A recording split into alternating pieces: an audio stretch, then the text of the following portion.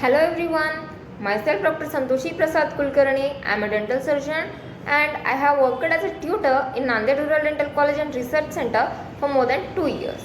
So after completing the anatomy part 1, in which we have studied the introduction part from the osteology, that is the introduction of the skull. Now this is the part 2 of introduction of the skull, in which we are going to study the sutures of the skull, anatomical positions of the skull, and also the methods of study of the skull. So without wasting time, let's start with the video.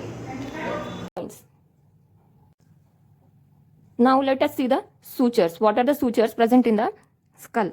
How types of the sutures that are present in the skull? First type is the plain suture, which is present between the two nasal bones, that is internasal sutures. These are the plain sutures. Second type is serrate sutures, and these are present in the, and these are coronal sutures. When two nasal bones join here, this is the plain without any serrations. Okay, coronal suture, this is present between the frontal bone and the parietal bone. Here, this is the serrate suture. Okay, next third one is denticular suture. This is seen in the lambdoid suture. The lambdoid suture is present between this parietal bone and the occipital bone behind. Denticular means tooth-like. Okay, slightly. Last but not least is the squamous type, and this is present in between the parietal bone and temporal bone, that is parieto-temporal suture. Remember the names of the suture with its bone names. Okay, parietal bone and temporal bone, both of them join at that parieto-temporal suture in this way. Okay, these are about the sutures. Now let's see about the anatomical positions of the skull. Imagine I have drawn a rough diagram of the skull. This is the orbit and this is the external acoustic meatus. Okay, we have to remember the two terminologies here. First one is Frankfurt's horizontal plane, and second is Reed's baseline. Both of these terminologies are important. Just remember them because they are the viva points. You can ask them as the multiple choice questions, or they can ask you as very short questions. Okay, what is Frankfurt's horizontal plane? This plane is obtained by joining, this is the infraorbital margin, okay, because this is the inferior margin of the orbit. Infraorbital margin joining 2 points, that is infraorbital margin and the upper border of the external acoustic meatus. This plane is known as Frankfurt horizontal plane.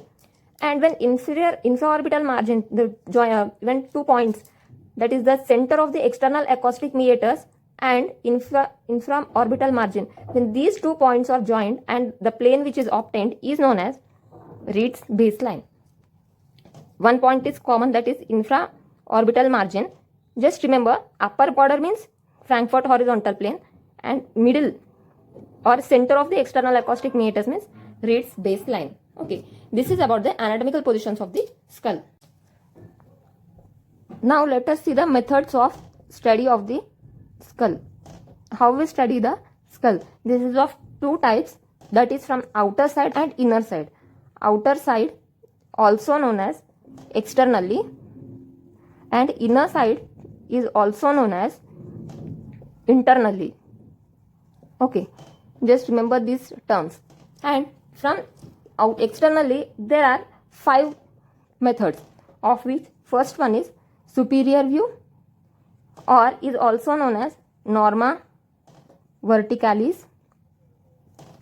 Second one is posterior view, is also known as norma occipitalis, from the occipital side.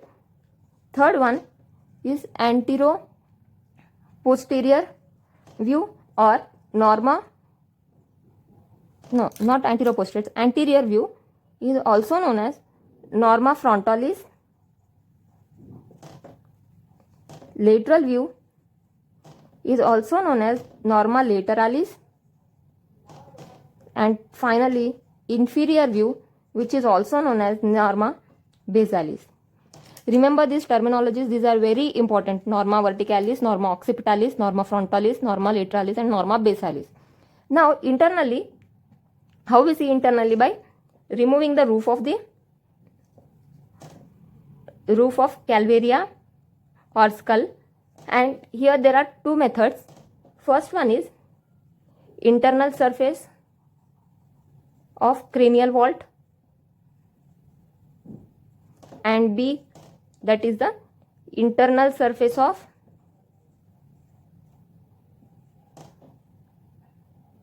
cranium or cranial bones. And further this is divided into three parts: anterior, middle and posterior cranial bones.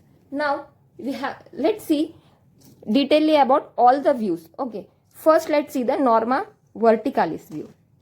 What is norma verticalis?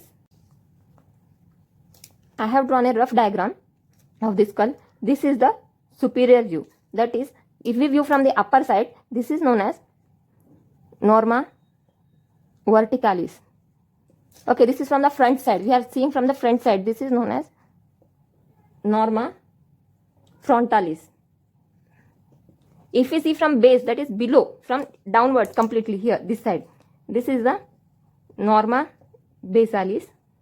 Occipital, from the posterior side, this is the occipital bone. Hence it is known as norma occipitalis. And the lateral side, this side, when we see from the lateral side, this side is known as norma lateralis. So don't get confused in this. Let's study detailedly about each and every view.